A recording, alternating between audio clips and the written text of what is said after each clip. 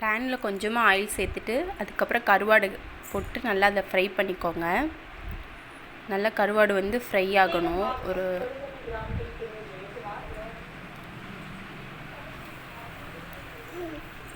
நல்லா ஒரு red colour ஆகிற வரைக்கும் நல்லா ஃப்ரை பண்ணிக்கோங்க. ஆயில்லையே சிம்மில் வச்சு நல்லா ஃப்ரை பண்ணிக்கோங்க.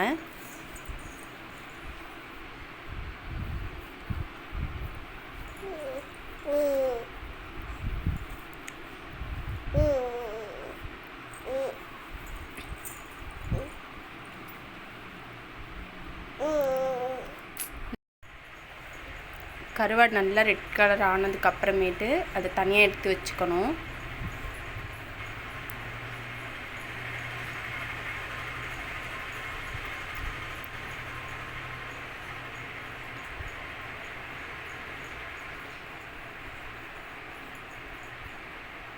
அப்பப்போ கிளறி விட்டே இருங்க, இல்லைன்னா அடியில் பிடிச்சிரும் கருவாடு. நல்லா ஒரு கோல்டன் ப்ரௌன் கலர் வந்ததுக்கப்புறமா அதை எடுத்துங்க, ஒரு பிளேட்டில் மாற்றிக்கோங்க.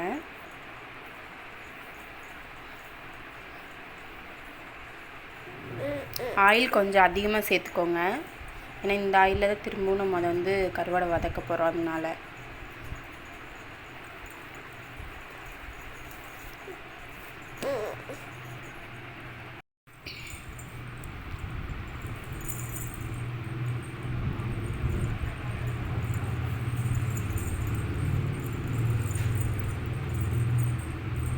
நல்லெண்ணெய் சேர்த்து வதக்குனீங்கன்னா நல்ல கருவாடு டேஸ்ட்டாக இருக்கும்.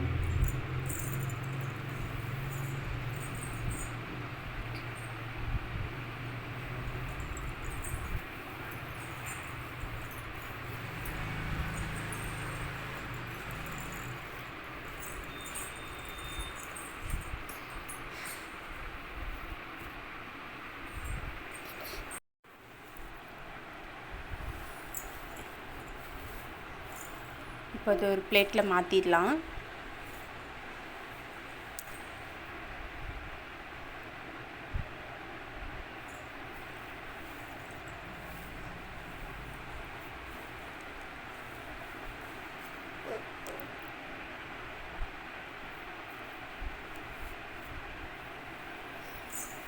இப்போ அந்த கருவாடு வதங்கின எண்ணெயிலே வந்துட்டு நம்ம வந்து கருவாடுக்கு வந்து வெங்காயம் பச்சை மிளகாலாம் போட்டு நல்லா ஃப்ரை பண்ணிக்கலாம். இப்போ எண்ணெய் கொஞ்சம் கம்மியாக தான் இருக்குது.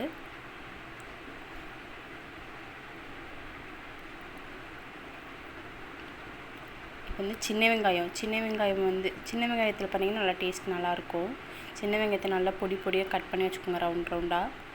அதை போட்டுட்டு அந்த எண்ணெயில் பச்சை மிளகா, காரத்துக்கு நம்ம வேறு எதுவுமே சேர்க்க போகிறதில்ல, அதனால் பச்சை மிளகா ஒரு 3-4 பச்சை மிளகா சேர்த்துக்கோங்க, காரத்துக்கு தகுந்த மாதிரி சேர்த்துட்டு அந்த ஆயிலே நல்லா ஃப்ரை பண்ணிக்கோங்க.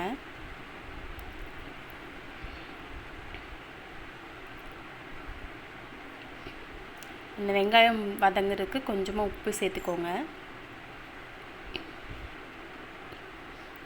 சேர்த்துட்டு நல்லா கோல்டன் ப்ரௌன் கலர் ஆகுற வரைக்கும் நல்லா வதக்கிக்கோங்க வெங்காயத்தை.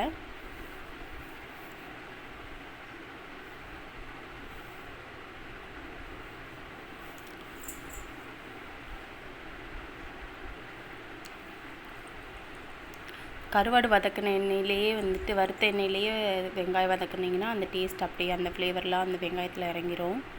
இப்போ வெங்காயம் சாப்பிட்றதுக்கு நல்லா டேஸ்ட்டாக இருக்கும்.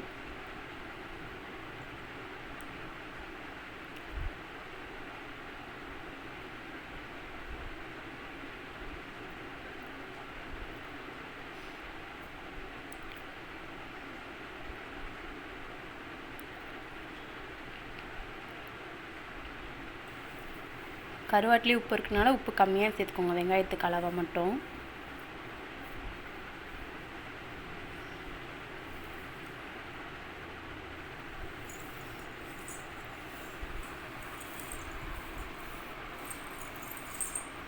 வெங்காயம் வந்து எந்த அளவுக்கு வதங்குதோ அந்த அளவுக்கு நல்லா டேஸ்ட்டாக இருக்கும்.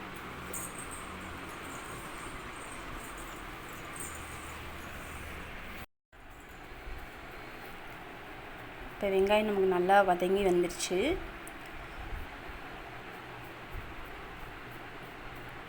வெங்காயம் பச்சை மிளகாவும் நல்லா வதங்கினதுக்கப்புறமேட்டு நம்ம ஆல்ரெடி ஆயிலில் ஃப்ரை பண்ணி வச்சுருக்கோம்ல அந்த கருவாடை வந்து இதில் ஆட் பண்ணிக்கணும். கருவாடை ஃபஸ்ட்டே சேர்த்துட்டிங்க அப்படின்னா கருவாடு நல்லா உடஞ்சிரும். அதனால நல்லா வெங்காயமும் பச்சை மிளகாவும் வதங்கினதுக்கப்புறமேட்டு கருவாடை அதில் சேர்த்துக்கோங்க.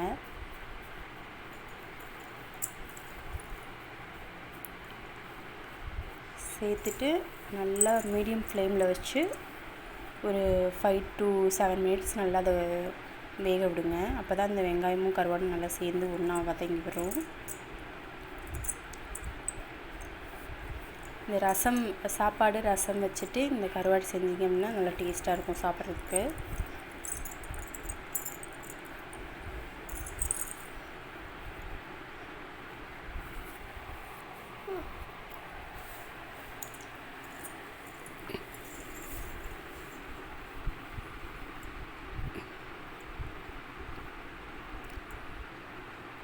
இது ஈஸியாக செஞ்சிடலாம், ஆனால் சாப்பிட்றதுக்கு நல்லா டேஸ்ட்டாக இருக்கும். இந்த வெங்காயம் கொஞ்சம் நிறைய போட்டுட்டிங்க அப்படின்னா அது நல்லா நம்ம கருவாடுக்கு பதிலாக தொட்டுக்கிற கூட வச்சுக்கலாம்.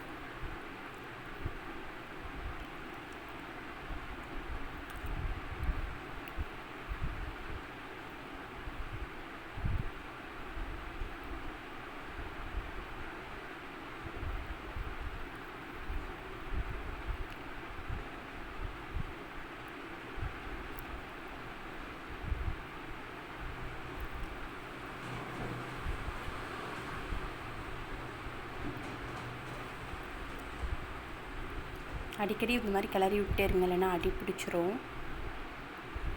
கருவாடு வந்து ரொம்ப ட்ரையாக இருக்கனால அடியில் பிடிச்சிரும். அதனால அடிக்கடி இந்த மாதிரி கிளறி விட்டுட்டே இருங்க. அவ்வளோதான், நம்ம கருவாடு வந்துட்டு ரெடி ஆயிடுச்சு.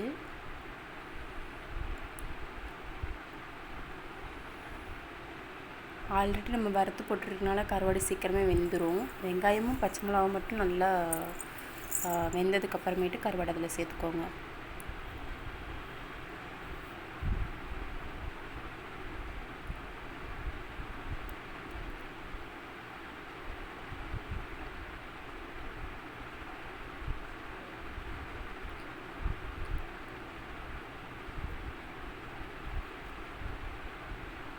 அவ்வளோதான். இப்போ நம்ம வந்து பார்த்திங்கன்னா கருவாடு வெங்காயம் பச்சை மிளகாய் எல்லாமே சேர்ந்து நல்லா ஒன்றா வதங்கி சாப்பிட்றதுக்கு ரெடி ஆயிடுச்சு. இந்த ஸ்டேஜில் நீங்கள் வந்துட்டு அடுப்பை ஆஃப் பண்ணிக்கலாம்.